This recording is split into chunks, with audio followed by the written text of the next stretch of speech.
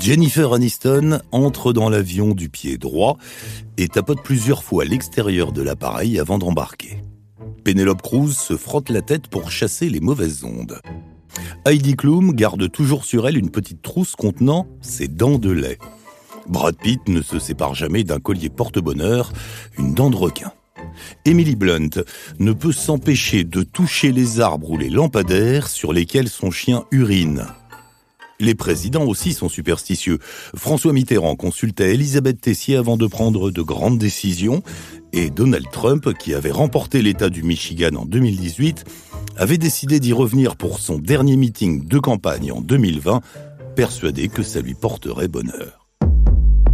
Podcast Story. Croyance surnaturelle ou irraisonnée, fondée sur la peur du malheur, la superstition donne un caractère sacré au phénomène. Elles naissent de la crainte, disait Spinoza.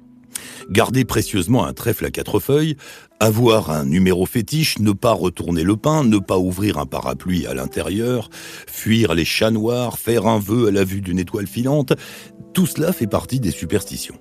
Mais comment sont nées toutes ces croyances qui traversent les siècles, les cultures et qui touchent toutes les classes sociales ? On peut différencier une religion d'une superstition. L'une, la religion, engage toute une collectivité, alors que l'autre, la superstition, n'engage que sa propre personne. Les rituels populaires subissent au Moyen-Âge l'opprobre de l'Église qui les attribue au diable et les assimile à la sorcellerie. Les philosophes du XVIIIe siècle prennent ensuite le relais en déclarant que ces traditions sont contraires à la raison, et ils ajoutent que les religions ne sont rien d'autre que des superstitions elles aussi. Dès le XXe siècle, les scientifiques décrètent que finalement ce qui n'est pas rationnel relève de la croyance. Et pourtant, dans le monde entier, les superstitions ont la vie dure. Par exemple, on touche du bois pour conjurer le sort, et lorsqu'on n'en trouve pas, on touche sa tête. Pourquoi ? Tout commence en 600 avant Jésus-Christ chez les Grecs. Pour eux, les arbres, et particulièrement les chênes, abritent le feu sacré de par leur grande taille, car ils attirent la foudre. Or, pour les Grecs, les éclairs sont la manifestation de Zeus, le dieu suprême. Toucher du bois, c'était donc en quelque sorte mettre Zeus dans sa poche. Au fil du temps, la relation entre le bois des arbres et la chance s'est progressivement transmise aux Romains et aux Gaulois.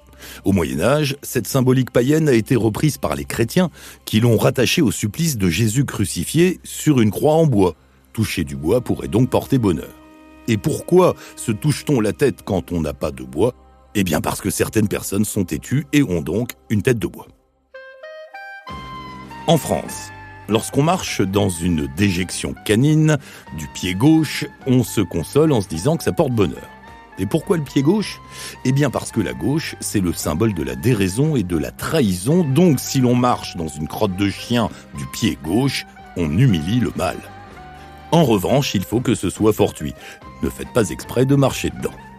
Au Mexique, pour avoir de la chance, on préférera se promener avec une valise vide à la Saint-Sylvestre. Pas de panique si votre chéri sort sa valise du placard, ce n'est pas parce qu'il vous quitte. Ne cassez pas de rage le miroir de la chambre, ça vous vaudra 7 ans de malheur. Et pour comprendre d'où vient cette superstition du miroir brisé, il faut remonter à l'Antiquité, au 1er siècle, sous l'Empire romain. À l'époque, on croyait que les miroirs renvoyaient l'image des âmes. Casser son reflet, c'était donc casser son âme. La durée de 7 ans est quant à elle liée au cycle de la vie. Les Romains estimaient qu'une personne évoluait par paliers de 7 ans, chaque étape forgeant sa personnalité. Si quelqu'un brisait un miroir, la malédiction devait courir jusqu'à la fin de son cycle, soit au maximum 7 ans. Elle ne pouvait être levée qu'au commencement d'un nouveau cycle. 21% des Français sont triskaïdécaphobiques. Si vous êtes superstitieux, vous savez peut-être ce que ça veut dire. La triskaïdécaphobie, c'est la peur du nombre 13. Cette crainte est associée à la scène, le dernier repas de Jésus. 13 personnes sont attablées. Jésus est entouré de ses 12 apôtres. Judas est le 13e convive et il va trahir le Christ qui est arrêté et crucifié juste après le repas, un vendredi. Manger à 13 à table provoquerait la mort d'un des convives. On raconte que Victor Hugo a fait retarder un repas car il n'y avait que 13 convives. Il invita donc une 14e personne. La peur du nombre 13 est si répandue que certains hôtels n'ont pas de chambre 13. Des immeubles aussi ne possèdent pas de 13e étage. On passe directement du 12e au 14e étage. La compagnie Air France n'a pas de rangée 13 dans ses avions afin de ne pas contrarier les clients superstitieux. Le vendredi 13 a des conséquences sur l'activité économique. On constate une perte de 650 millions d'euros pour l'économie chaque vendredi 13, car les gens modifient leurs habitudes, ne prennent pas l'avion, ne vont pas travailler. Le vendredi est aussi un jour néfaste. Il ne faut rien faire le vendredi et surtout ne pas se couper les ongles ou les cheveux. Mais avec le développement des jeux, on a associé le vendredi et le nombre 13 à un jour de chance. 2 millions de joueurs tentent leur chance un jour normal, contre près de 5 millions les vendredis 13. Certaines superstitions ont une explication historique. Par exemple, durant la Première Guerre mondiale, dans les tranchées, les soldats français et allemands se tenaient les uns en face des autres à quelques mètres de distance. Si un soldat passait l'allumette à son voisin pour allumer sa cigarette à son tour, la flamme indiquait l'endroit précis où il se trouvait et l'ennemi pouvait tirer. Cette superstition s'est étendue aux bougies, et bien qu'il n'y ait plus d'ennemis, on n'allume jamais les bougies d'un gâteau d'anniversaire avec une seule et même bougie. Et si par malheur ça arrivait, on ferait un vœu après avoir soufflé nos bougies pour tout annuler. Pour beaucoup d'entre nous, les superstitions sont davantage des habitudes culturelles que des croyances conscientes. Si nos parents changent de trottoir pour ne pas passer sous une échelle, on va pas conjurer le sort. Même si on n'y croit pas, on se dit que ça ne coûte rien de contourner l'échelle. Mais pourquoi dit-on d'ailleurs que passer sous une échelle porte malheur ? Parce qu'on risque de recevoir un pot de peinture sur la tête ? Pas du tout. Selon Laurence Caracalla, dans son livre « Aux origines des 100 superstitions qui hantent ou réjouissent notre quotidien », cette croyance est associée à l'image de la Sainte Trinité. Si on observe la figure géométrique que forme une échelle contre un mur, on y voit un triangle. Or, les croyants associent ce triangle à la Sainte Trinité, c'est-à-dire le Père, le Fils et le Saint-Esprit. Franchir ce triangle serait une profanation. C'est également avec une échelle que le corps de Jésus a été hissé sur la croix, ce qui fait une deuxième bonne raison d'en avoir peur. Mais les astuces pour forcer la chance sont nombreuses. On peut tenter de passer sous une échelle en croisant les doigts. Et d'où vient d'ailleurs cette curieuse tradition ? Le sens premier du verbe « croiser » est un dérivé du mot « croix ». Les premiers chrétiens persécutés se devaient de rester sur leur garde, et pour échapper à la mort, ils avaient imaginé un signe de reconnaissance. Si l'un d'eux entrelaçait ses doigts en forme de croix, l'autre savait qu'il faisait partie des siens. Mais c'est aux Britanniques que l'on doit l'expression « croiser les doigts ». « To cross one's fingers » était la formule fréquemment employée pour éloigner le diable au Moyen-Âge. De nos jours, la formule « croiser les doigts » s'emploie surtout pour forcer la chance. Et qu'en est-il de la peur des chats noirs ? Les superstitions autour du chat débutent au temps de l'Égypte ancienne. Les yeux du chat qui reflètent la lumière étaient le symbole du pouvoir du dieu du soleil, Ra. Mais paradoxalement, les Égyptiens considéraient le chat noir comme un animal maléfique.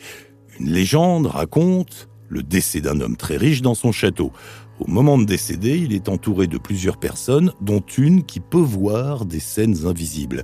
Et elle aperçoit alors plusieurs chats noirs entourant l'homme agonisant qui demande à ce que ces animaux soient enlevés. Au même moment, un homme noir vient arracher l'âme du mourant avec un crochet. Et depuis, dans l'Égypte ancienne, cet Éthiopien est perçu comme étant le diable qui a pour serviteur des chats noirs. Ils sont aussi très souvent associés à la sorcellerie. On disait que les sorcières avaient une troisième mamelle qui leur permettait de nourrir leur animal. Elles partageaient avec lui des pouvoirs diaboliques. Au Moyen-Âge, la légende dit que ces sorcières avaient la possibilité de se transformer 9 fois en chat noir. C'est pour cette raison que le chat aurait 9 vies. Une des histoires les plus connues à ce sujet est celle qui s'est déroulée à Vernon. Dans un vieux château, des femmes se métamorphosant en chat noir se réunissaient pour des maléfices. Un soir, des jeunes gens ont pénétré dans le château et ont effectivement été attaqués par des chats noirs.